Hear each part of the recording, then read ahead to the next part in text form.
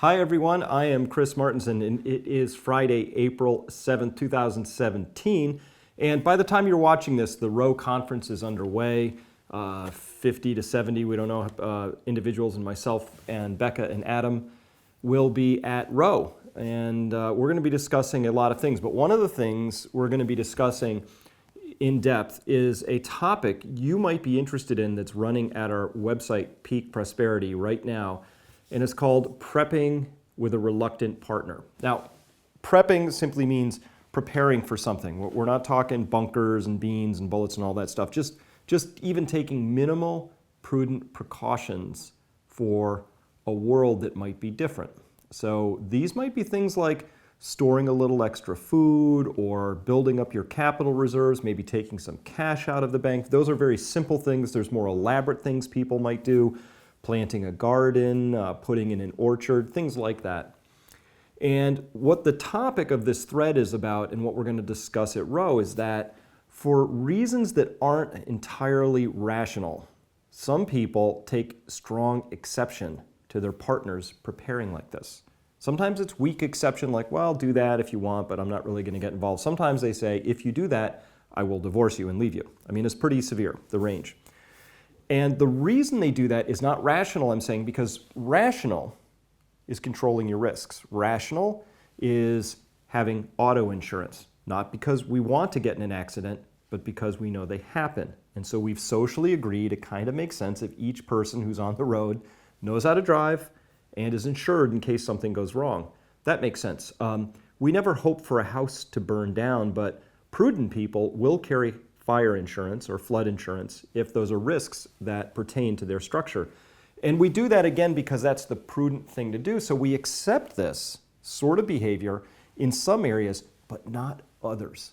And so it becomes a social construct, not a logical construct, why you would prepare here, but not there. Now, Adam Taggart has been interviewed a number of times, most recently by Al Jazeera. It ran in all the major newspapers. You might have seen it in Daily Mail. He got interviewed by PBS Australia around this topic of what does it mean now that Silicon Valley executives, which is where he's from, and that's a world he knows, why are they preparing? Like, these people are buying jets and islands and like they're really going in for it.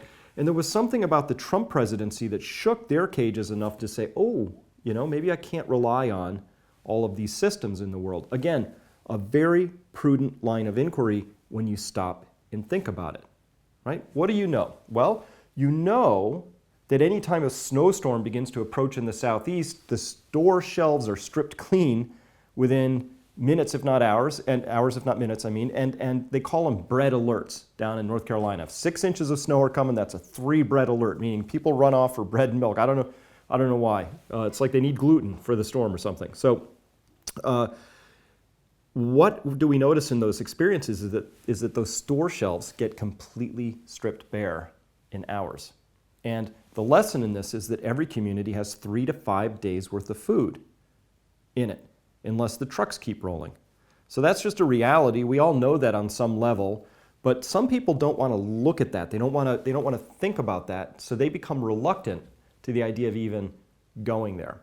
So that's a whole area of inquiry. That's why we spend 3.5 full days at Row really diving into topics like this. Because again, when I'm saying not rational, I'm not saying this is somehow a bad way for people to be or inappropriate or inhuman, because it's very human.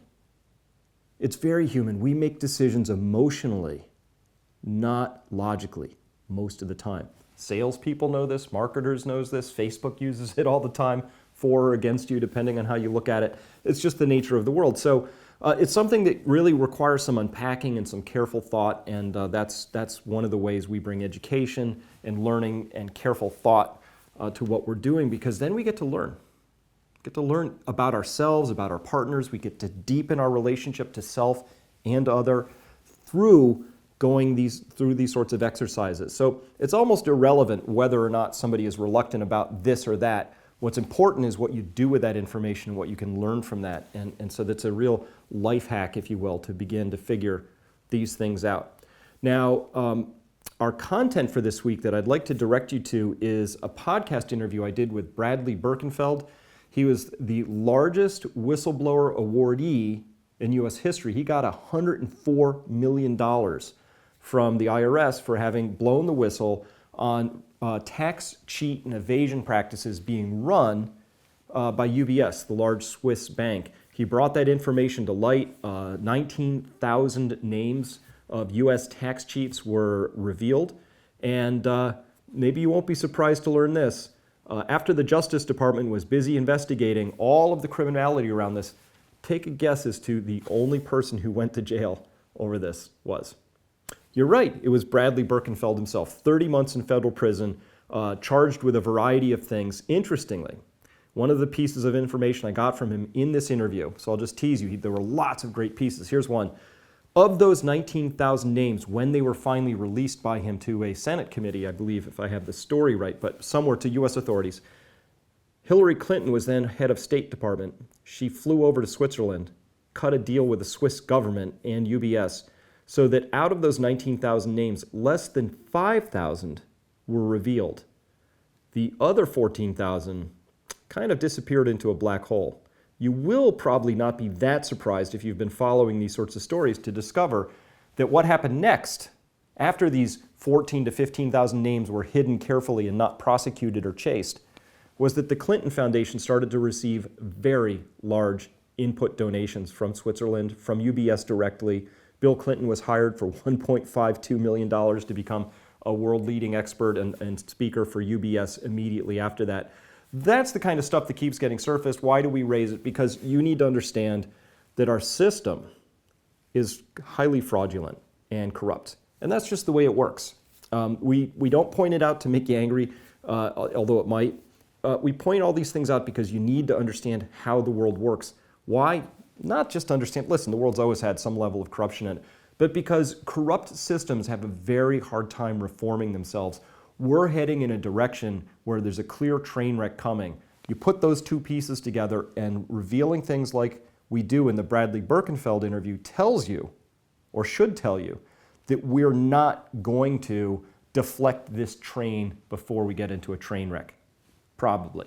We can all hope for something else, but hope is a terrible strategy. So with that, come to peakprosperity.com. We're going to be a little bit in communication for the next few days at the website because me, Adam, and Becca, we're all going to be at Roe, and we're going to be having a great time with some of you who would normally be watching this. So until next time, I'm Chris Martenson of Peak Prosperity. We'll see you then.